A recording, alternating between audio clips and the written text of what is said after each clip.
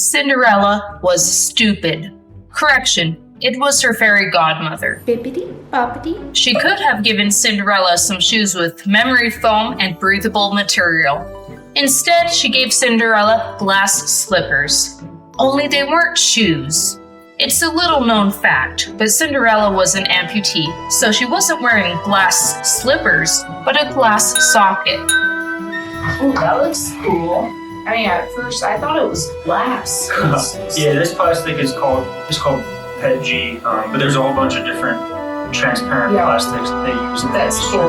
That's why it's made of glass, so it's easy to adjust until you get the right fit. I told you, it isn't glass, it's a thermoplastic.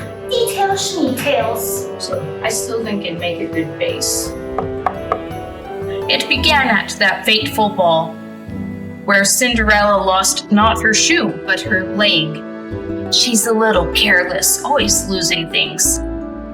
Where is that thing? I don't see it anywhere. Like I said, in no condition to run from the prince, she called an Uber and headed to the prosthetics clinic.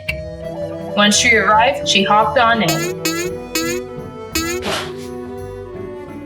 Couldn't you have worn something a little more practical?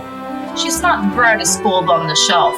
When going to a prosthetics clinic, it's smart to wear something like basketball shorts, so you can easily get liners, sockets, molds, etc. on and off.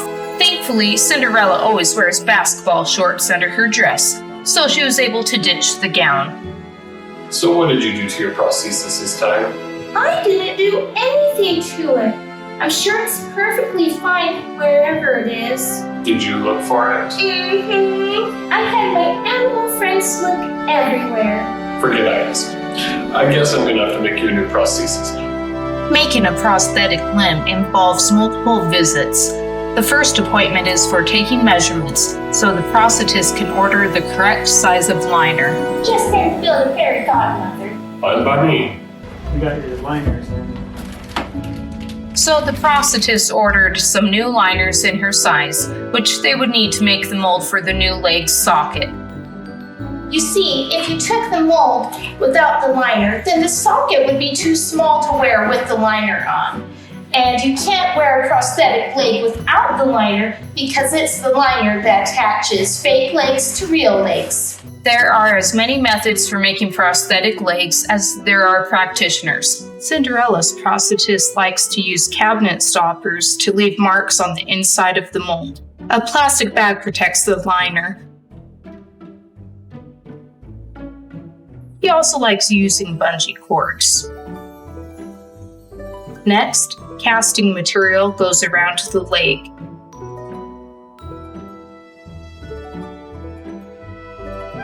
Squeeze it tight to make sure it's firm.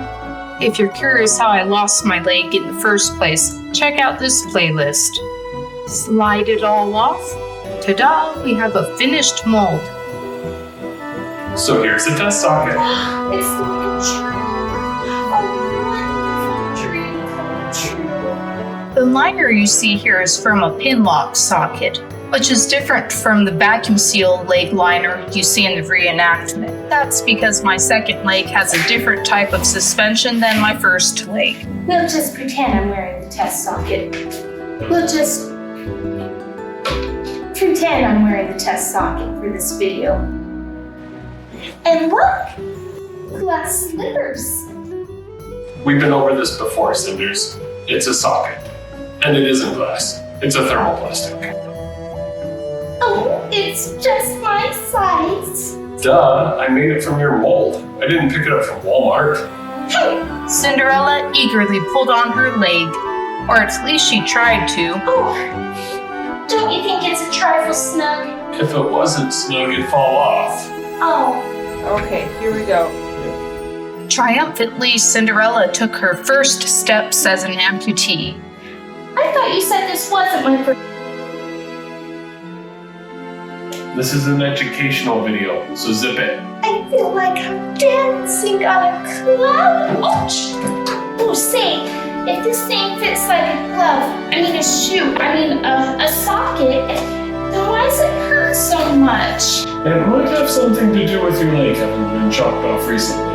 You might be right. An amputee's first steps might be uncomfortable because the leg is still healing and isn't used to being in a hard socket. Couldn't you put something soft and cushy in there?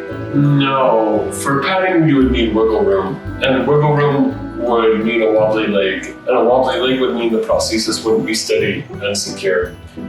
I might be persuaded to put a little padding in a problem area, but not the whole thing. New amputees have to build up a callus on the bottom of their residual limb. Now stop complaining and get walking.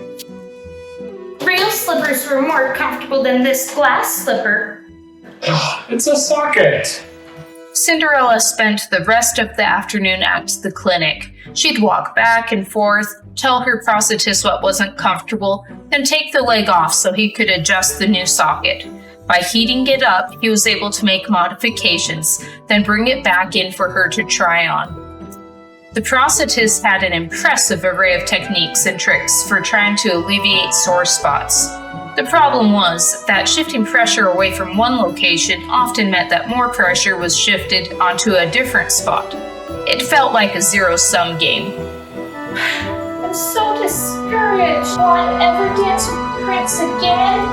That's smart. Did I just hear you make fun of a disabled person? Oh no, he's a very lucky man. That's what I thought you said.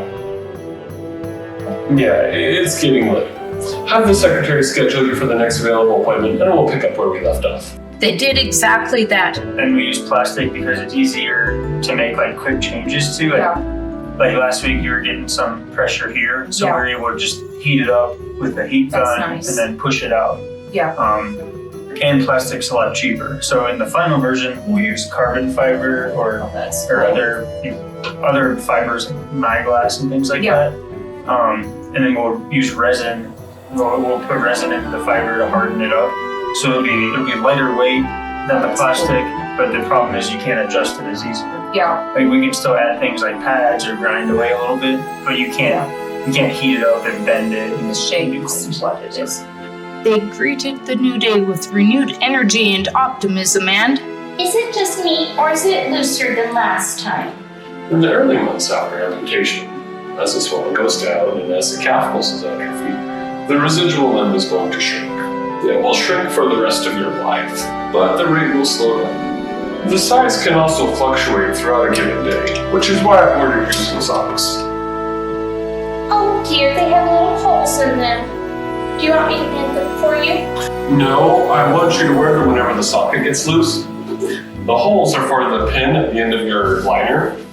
Now put your socket on while I watch your gait. Cinderella made some complaints. Her prosthetist made some marks, followed by some adjustments. After a few rounds, they had achieved progress, but not perfection. It feels better than before, but there's still too much pressure, approximately 2.795 millimeters to the left. Approximately. With an amputee's first socket, I'm not aiming for perfection. The leg is still sore from surgery. There isn't a callus yet, and even if I got the fit perfect, it wouldn't last long before your leg shrunk and the fit was off. There's going to be some discomfort at first, but things will get better with time. Start with only short periods of walking at a time, then gradually build up your tolerance. Sometimes good enough but usable is better than never finishing because you'll only settle for absolute perfection. After a few hours of tweaking, Cinderella went home. The next time she went in, she would leave with her leg. Hello. Oh, how are you? You got a shirt. That's very nice. Oh, thank you. Oh boy, I'm so excited. I'll just take this and be on my way. Not so fast. I need to make sure everything is fitting right and do some fine tuning. But I thought you said we couldn't adjust carbon fiber. There are a couple of minor adjustments we can do, but mostly I'm talking about the angle of the foot relative to the socket. And I also want to make sure that it matches the height of your other leg. It was very reminiscent of the test circuit appointments. Lots of walking back and forth, then waiting while adjustments were made. The main difference was that by the end, Cinderella was able to walk out with her leg. Psst. In the non-fairy tale version of this story, I almost didn't get to leave with my new prosthetic leg because insurance decided I didn't need it. If you want to hear that story, subscribe and click the bell so you don't miss it. with her fake leg firmly attached to her real leg, or what was left of it. Cinderella went to the next ball, where the prince swept her off her foot. And so the day ended with a like and a subscribe, a marriage between the prince and Cinderella, and comments from the well-wishers. And they all lived happily ever after, until the next time Cinderella lost her leg. If you enjoyed this adventure, there are plenty more to explore. I'm the one who's supposed to run away. Two-leggers.